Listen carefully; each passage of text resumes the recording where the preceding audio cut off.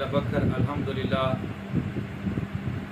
दिन ब दिन तरक्की की तरफ जा रही है और बेशुमार आशिकान रसूल सल्लल्लाहु अलैहि वसल्लम हमारे साथ शाना बशाना चल रहे हैं और नए लोग बहुत सारे शामिल हो रहे हैं। जो दोस्त अब तहरीक लबैक ज्वाइन करना चाहते हैं हमारे साथ रब्ता रखें और इंशाअल्लाह हम जिस मिशन के लिए और जिस मकसद के लिए निकले हैं उस मकसद को ज़रूर हासिल कर लेंगे।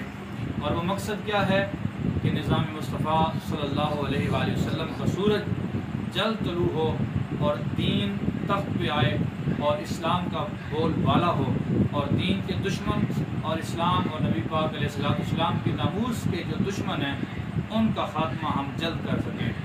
और मैं तमाम दोस्तों को दावत फ़िक्र देता हूँ कि जो हमारे हुक्मरान हैं और जो हमारे इक़्तिदार में बैठने वाले लोग हैं इन्होंने ना कभी पहले दीन की बात की है और ना अब सही मानों में दीन की बात कर सकते हैं। अब इनको ये तो मालूम हो चुका है कि तहरीक लबैक मैदान में आ चुकी है और इसकी वजह से उन लोगों के अंदर भी ये बात आ रही है कि वो भी अब अपने जलसों में अपने प्रोग्रामों में दीन और इस्लाम की बात कर रहे हैं।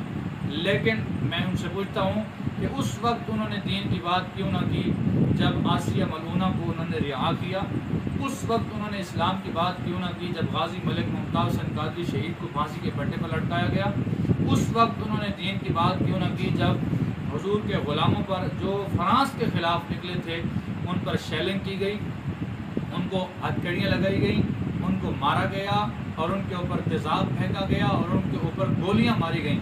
उस वक्त इस्लाम और दीन की बात क्यों न की।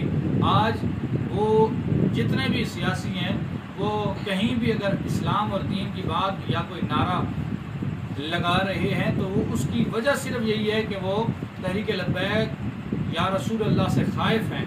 वो डरते हैं कि अगर हमने ना लगाया तो ये लोग तहरीक लबैक के साथ खड़े हो जाएंगे। आया आया दीन आया, आया आया दीन आया, आया इसलिए नक्कालों से होशियार रहें और जो नकल कर रहे हैं और जो इस अंदाज को आजकल अपनाने की कोशिश कर रहे हैं उनसे आप अच्छी तरह वाकिफ़ हो जाएं और आपको ये पता होना चाहिए कि वो 2 नंबर और 1 नंबर कभी बराबर नहीं हो सकते।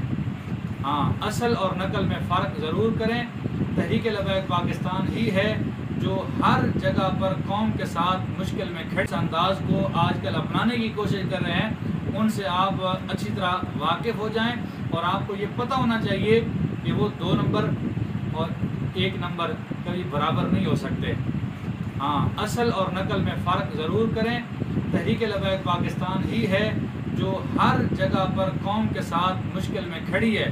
सैलाब ज़दा इलाके हों या कोई और आफत ज़दा इलाके हों, तहरीक लबैक हर जगह वहाँ पहुँचती है और इंशाअल्लाह हमने इस्लाम को तख्त पे लाना है, दीन को तख्त पे लाना है। इसके लिए आप हमारा साथ दें।